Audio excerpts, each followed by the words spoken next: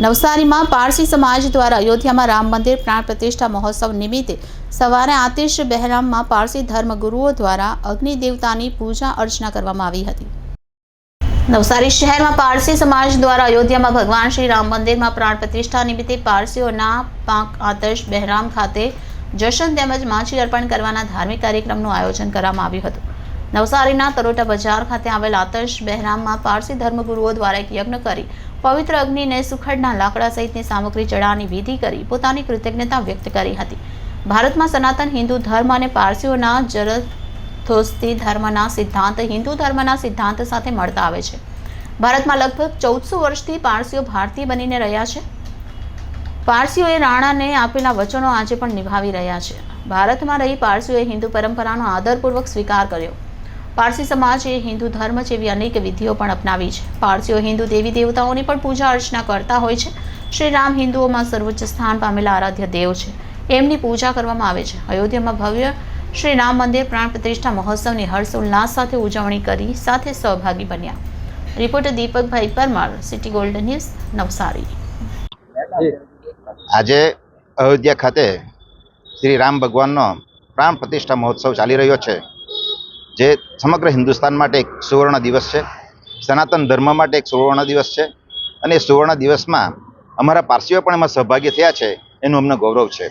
પારસીઓની દરેક મોટા સિટીઓમાં આતિશ બહેરામ અગિયારીઓમાં જશનની ક્રિયા થાય છે અને એક સુખડનો મોટો જથ્થો એટલે કે એને માચી કહેવામાં આવે એ પણ આતિશ પ્રસાદ સાહેબને અમે એની ખુશાલીમાં અર્પણ કરી રહ્યા છે। એ અમારા માટે ગૌરવની લાગણી છે। આવું ભારતમાં પ્રથમ વખત બની રહ્યું છે અને આવા શુભ પ્રસંગે જ્યારે પારસીઓ આમાં જોડાય છે અને એ સનાતન ધર્મને પારસીઓ વરેલા છે, કારણ કે સંજાણ બંદરે જ્યારે પારસીઓ ઉતર્યા હતા અને જાદે રાણા રાજાને એક વચન આપેલું કે અમે દૂધમાં સાકરની જેમ ભળી જશું, અને એ રીતે જ સનાતન ધર્મને અમે વરેલા છે અને એના રીતિ રિવાજો અમારા પારસી સમાજને ઘણા બધા મળતા આવે છે। અને આ રીતે આજે જે ઉજવણી થઈ રહી છે, મંદિરમાં પ્રાણ પૂરવાનો જે ખૂબ પવિત્ર જે ક્રિયા છે અને એ વેદો અને પુરાણો પણ એનો ઉલ્લેખ છે કે મૂર્તિમાં પ્રાણ કેવી રીતે પૂરાય અને કેવી રીતે એની પ્રતિષ્ઠા થાય, એ માટે આ સુવર્ણ દિવસે અમને એની ગૌરવની લાગણી અનુભવીએ છીએ। પ્રાણ પ્રતિષ્ઠાનો મહોત્સવ સમગ્ર ભારતભરમાં ઉજવાઈ રહ્યો છે, ત્યારે અમારી પારસી કોમ તરફથી એક નાનકડો પ્રોગ્રામ આખા ભારતભરના જુદા જુદા અગિયારી તત્પેરામોમાં રાખવામાં આવ્યો છે। એમાં જસન એટલે કે હિન્દુ ધર્મમાં જે યજ્ઞની વિધિ છે તેવી અમારી જસનની વિધિ છે અને જસન પત્યા પછી જે માચી ચડાવવાની ક્રિયા થાય છે, એટલે કે સુખડની આહુતિ અગ્નિમાં આપવામાં આવે છે। આ વિધિ એ પરાપૂર્વથી ચાલી આવેલી છે।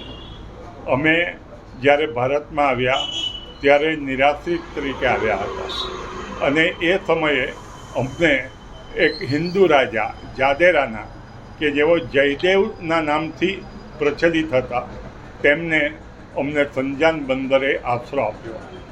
તે સમયે રાજાએ સૌથી પ્રથમ એવું કહ્યું કે મારા રાજ્યમાં એટલી વસ્તી છે કે હું તમને કેવી રીતે સમાવેશ કરી શકું, અને રાજાએ એક છલોછલ દૂધથી ભરેલો પ્યાલો અમારા ધર્મગુરુને મોકલ્યો।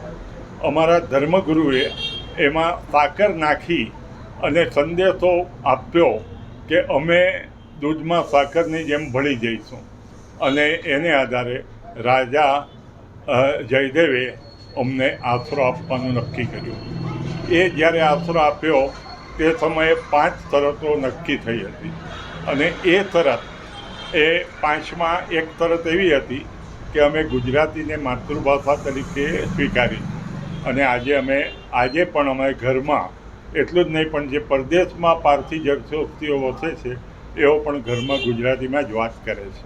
બીજું, અમે એવું કહ્યું કે રાજ્યને વફાદાર રહીશું, અને જ્યારે ભારતને અને હિન્દુ રાજા પર પણ જ્યારે આક્રમણ થયેલું તે વખતે પારસીઓની સેનાએ એ આક્રમણખોરોને હટાવી દીધેલા, અને ત્યાર પછી ભારત આઝાદ થયું ત્યાર પછી પણ આપણે જોઈ શકીએ કે આર્મી, નેવી, એરફોર્સ ત્રણેયના વડા તરીકે એક પારસીઓની નિમણૂક કરવામાં આવેલી છે।